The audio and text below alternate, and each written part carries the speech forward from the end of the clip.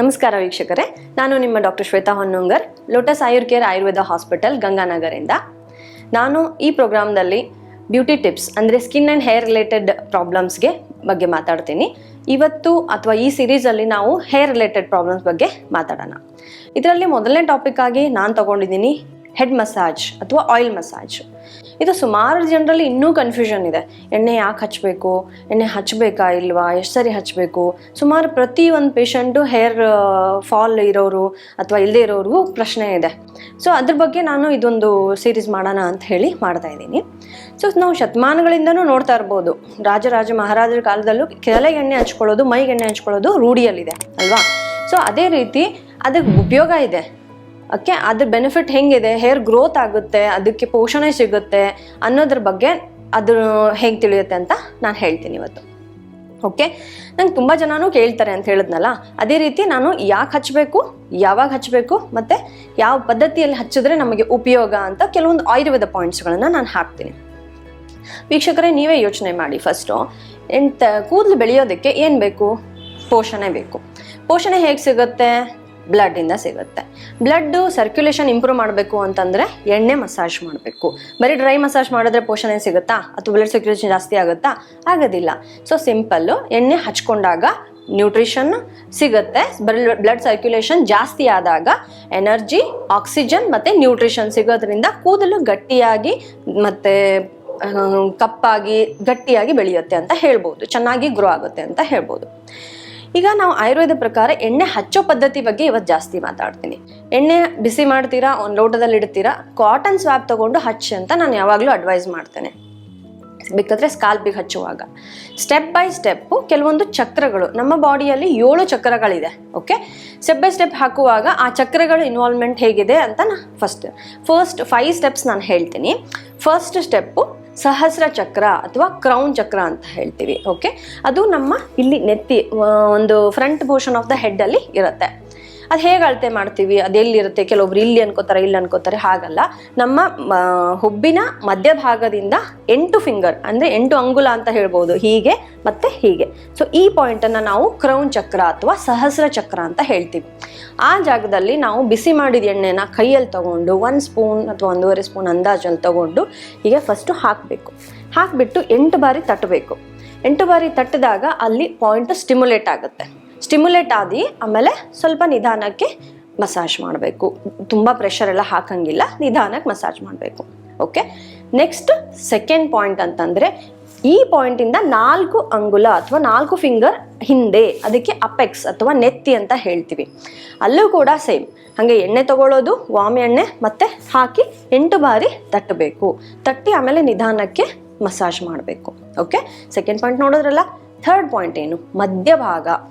ಮಧ್ಯಭಾಗದಿರುತ್ತಲ್ಲ ನಮ್ಮ ತಲೆಯಲ್ಲಿ, ಆ ಮಧ್ಯಭಾಗದಲ್ಲಿ ನಮ್ಮ ಫಿಂಗರ್ನ ಸಹಾಯದಿಂದ ಎಣ್ಣೆ ಹಚ್ಚಿಬಿಟ್ಟು ಪ್ರೆಸ್ ಮಾಡಬೇಕು ಹೀಗೆ.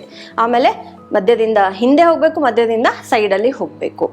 ಇನ್ನು ನೆಕ್ಸ್ಟು 4ನೇ ಪಾಯಿಂಟು, ಉಳಿದ ತಲೆಯ ಎಲ್ಲ ಭಾಗದಲ್ಲೂ ನಿಮ್ಮ ಕಾಟನ್ ಸ್ವಾಬ್ ಸಹಾಯದಿಂದ, ಇಲ್ಲ ನನಗೆ ಪಾಸಿಬಲ್ ಆಗಲ್ಲ ಅಂದರೆ ನಿಮ್ಮ ಬೆರಳುಗಳ ಸಹಾಯದಿಂದನೇ ನೀವು ಫುಲ್ಲು ನೆತ್ತಿ ಅಥವಾ ತಲೆ ಎಲ್ಲ ಹಚ್ಚಿಬಿಟ್ಟು ನೀಟಾಗಿ ಸರ್ಕ್ಯುಲಾರ್ ಅಥವಾ ನಮ್ಮ ಫಿಂಗರ್ ಟಿಪ್ಸ್ಗಳಿಂದ ಮಸಾಜ್ ಮಾಡಬೇಕು.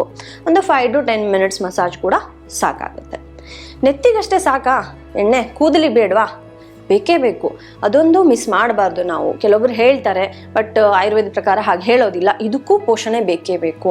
ಇಲ್ಲಿ ನಮಗೆ ನ್ಯಾಚುರಲ್ ಆಯಿಲ್ಸ್ ಕೆಲವೊಂದ್ಸರಿ ಅಲ್ಲ ಪ್ರೊಡ್ಯೂಸ್ ಆಗೇ ಆಗುತ್ತೆ, ಆದರೆ ಇಲ್ಲಿ ಪ್ರೊಡ್ಯೂಸ್ ಆಗೋದಿಲ್ಲ. ಇಲ್ಲಿ ಡ್ರೈ ಫ್ರೀಸ್ ಆಗಿ ಕಟ್ ಆಗೋದೆಲ್ಲ ಚಾನ್ಸಸ್ ಇರುತ್ತೆ. ಯಾವಾಗ ಇಲ್ಲಿ ಹಾಕ್ತೀರಾ ಇಲ್ಲೂ ಕೂಡ ನೀಟಾಗಿ ಹಚ್ಚಬೇಕು. ಕೆಳಗಡೆ ಡೈರೆಕ್ಷನ್ನಲ್ಲೇ ಕಂಪ್ಲೀಟ್ ಕೂದಲಿಗೆ ಹಚ್ಚಬೇಕಾಗತ್ತೆ. ಇನ್ನು ಎಷ್ಟು ಬಾರಿ ತಲೆಗೆ ಎಣ್ಣೆ ಹಚ್ಚಬೇಕು ಅಂತ ಪ್ರಶ್ನೆ ಕೇಳ್ತಾರೆ. ನಮ್ಮ ತಲೆಯನ್ನು ಸ್ವಚ್ಛವಾಗಿಟ್ಕೊಳ್ಳಿಕ್ಕೆ ನಾವು ತಲೆನ 1 ರಿಂದ 2 ಸಾರಿ, ಮಿನಿಮಮ್ 2 ರಿಂದ 3 ಸಾರಿ ವಾರದಲ್ಲಿ ವಾಶ್ ಮಾಡಬೇಕಾಗುತ್ತೆ.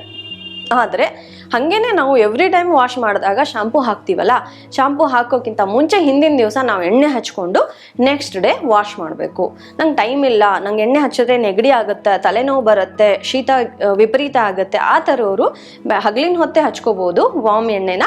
ಆದರೆ 2 ರಿಂದ 3 ಅವರ್ ಮಿನಿಮಮ್ ಬಿಟ್ಟರೆ ನಮ್ಮ ಈ ಪಂಚೇಂದ್ರಿಯ ಅಂತ ಹೇಳ್ತೀವಲ್ಲ, ನಮ್ಮ ತಲೆ ಉತ್ತಮಾಂಗ, ಅದಕ್ಕೆ ಪೋಷಣೆ ಸಿಗುತ್ತೆ, ಉಪಯೋಗ ಜಾಸ್ತಿ ಆಗುತ್ತೆ. ನಿದ್ರೆ ಬಾರದವರಿಗೆ ನಿದ್ರೆ ಬರುತ್ತೆ. ಎಷ್ಟೊಂದು ಬೆನಿಫಿಟ್ ಇದೆ ಎಣ್ಣೆ ಹಚ್ಚೋದ್ರಿಂದ. ನಮ್ಮ ಆಯುರ್ವೇದದಲ್ಲಿ ಏನು ಹೇಳ್ತಾರೆ ಅಂದರೆ ದಿನಚರ್ಯದ ಪ್ರಕಾರ ಡೈಲಿ ಎಣ್ಣೆ ಹಚ್ಚಬೇಕು ಅಂತ ಹೇಳ್ತಾರೆ. ಆದರೆ ಈಗಿನ ಕಾಲದಲ್ಲಿ ಅದು ಪ್ರಾಕ್ಟಿಕಲಿ ಪಾಸಿಬಲ್ ಆಗೋದಿಲ್ಲ. ನಾವು ಹೊರಗಡೆ ಹೋಗ್ತೀವಿ ಕೆಲಸಕ್ಕೆ, ಪೊಲ್ಯೂಷನಲ್ಲಿ ಹೋಗ್ತೀವಿ, ಸೊ ಧೂಳು ಪೊಲ್ಯೂಷನ್ ಎಲ್ಲ ಮೆತ್ಕೊಂಡು ಕೂದಲು ಹಾಳಾಗೋ ಚಾನ್ಸಸ್ ಇರುತ್ತೆ. ಅದಕ್ಕೆ ರೆಗ್ಯುಲರಾಗಿ ಎಣ್ಣೆ ಹಚ್ಚೋಕ್ಕೆ ನಾನು ಸಜೆಸ್ಟ್ ಮಾಡೋದಿಲ್ಲ. ಇನ್ನು ಎಷ್ಟು ಅಥವಾ ಹೇಗೆ ಹಚ್ಚಬೇಕು ಅಂತಂದಾಗ, ಒಂದು ಸ್ಟೀಲ್ ಬೌಲಲ್ಲಿ ನೀವು ವಾರ್ಮ್ ಮಾಡ್ಕೊಳ್ಳಿ, ಕುದಿಸ್ಬಾರ್ದು. ಎಣ್ಣೆನ ವಾರ್ಮ್ ಮಾಡಬೇಕು. ವಾರ್ಮ್ ಮಾಡಿಕೊಂಡು ಕಾಟನ್ ಸ್ವಾಬ್ಗಳಿಂದ ಬುಡಕ್ಕೆಲ್ಲ ಹಚ್ಬಿಟ್ಟು ಆಮೇಲೆ ಕೂದಲಿಗೆಲ್ಲ ಹಚ್ಬಿಟ್ಟು ನಮ್ಮ 10 ಫಿಂಗರ್ಗಳಿಂದ ನೈಸಾಗಿ ಮಸಾಜ್ ಮಾಡಬೇಕು. ನಮಗಾಗಲಿಲ್ಲ ಅಂದರೆ ಬೇರೆಯವ್ರ ಕಡೆಯಿಂದ ಮಾಡಿಸ್ಕೋಬೇಕು. ಆಮೇಲೆ ತುಂಬ ಎಣ್ಣೆ ಹಚ್ಚೋದ್ರಿಂದ ಜಾಸ್ತಿ ಕೂದಲು ಬರುತ್ತಾ ಅನ್ನೋ, ಎಷ್ಟು ಸಫಿಷಿಯೆಂಟ್ ಅನಿಸುತ್ತೆ ಹಿಂಗೆ ಇಳಿಯೋ ಹಂಗೆ ಯಾವಾಗಲೂ ಹಚ್ಚಕ್ಕೆ ಹೋಗಬಾರ್ದು. ಇದರಿಂದ ಮತ್ತೆ ಫೇಸ್ ಮೇಲೆ ಬಂದು ಸೆಕೆ ಗುಳ್ಳೆಗಳು ಆ ಥರ ಆಗೋ ಚಾನ್ಸಸ್ಸು ಇರುತ್ತೆ. ಆಮೇಲೆ ತಲೆ ತೊಳೆದ ಮೇಲೆ ಹಸಿ ಇರುತ್ತಲ್ಲ ಕೂದಲು, ಆವಾಗೂ ಇಮಿಡಿಯೇಟ್ಲಿ ನಾವು ಎಣ್ಣೆ ಹಚ್ಚಬಾರ್ದು. ಅದರಿಂದ ಕೂಡ ಡಸ್ಟ್ಗಳು ಅಟ್ರಾಕ್ಟ್ ಆಗಿ ಕೂದಲು ಬ್ರಿಟಲ್ ಬರುತ್ತೆ ಅಥವಾ ಉಪಯೋಗ ಆಗೋದಿಲ್ಲ. It is not good. ಮತ್ತು ಪಾಸಿಬಲ್ ಆದರೆ ನಾವು ಎಣ್ಣೆ ಹಚ್ತೀವಲ್ಲ, ಎಣ್ಣೆ ಹಚ್ಚಿದ ಮೇಲೆ ತಲೆ ಅಥವಾ ನಿಮ್ಮ ತಲೆಗೆ ಸ್ಟೀಮ್ ಕೊಡಬೇಕು. ಹೇಗೆ ಕೊಡಬೇಕು ಅಂದರೆ, ನಮ್ಮ ಕಾಟನ್ ಟಾವೆಲ್ ಇರುತ್ತಲ್ಲ, ಟರ್ಕಿ ಟಾವೆಲ್ ಅನ್ಬೋದು, ಅಥವಾ ಈಗ ಫೈಬರ್ ಟಾವೆಲ್ ಅಂತ ಬರುತ್ತೆ, ಅದನ್ನು ಕಟ್ಕೊಂಡ್ರೆ ಒಂದು 10 ನಿಮಿಷ 5 ನಿಮಿಷ ಆ ಸ್ಟೀಮಿಂದ ನಮ್ಮ ಪೋರ್ಸು ಓಪನ್ ಆಗುತ್ತೆ, ಎಣ್ಣೆನೂ ತಲೆಗೆ ಒಳಗಡೆ ಹೋಗಿ ನಮಗೆ ಉಪಯೋಗ ಜಾಸ್ತಿ ಆಗುತ್ತೆ. ಇದನ್ನು ಕೂಡ ನಾವು ಮಾಡ್ಬೋದು. ನೋಡಿದ್ರಲ್ಲ ವೀಕ್ಷಕರೇ, 5 ಸ್ಟೆಪ್ಸ್ ನೋಡಿದ್ವಿ ನಾವು. ಎಣ್ಣೆ ಹಚ್ಚೋ ಪದ್ಧತಿನ ಕಲ್ತ್ವಿ, ಅದ್ರ ಉಪಯೋಗನೂ ಸ್ವಲ್ಪ ಕಲ್ತ್ವಿ. ಹೇಗೆ ಹಚ್ಚಬೇಕು, ಯಾವಾಗ ಹಚ್ಚಬೇಕು, ಮತ್ತು ಏನೇನು ಮಾಡಬೇಕು ಮಾಡಬಾರ್ದು ಅಂತ ಹೇಳಿದ್ವಿ. ಇಷ್ಟು ಹೇಳಿ ಮುಂದಿನ ಹೇರ್ ಕೇರ್ ಟಾಪಿಕ್ ಬಗ್ಗೆ ಮತ್ತೆ ಮಾತಾಡ್ತೀನಿ. ನಮಸ್ಕಾರ.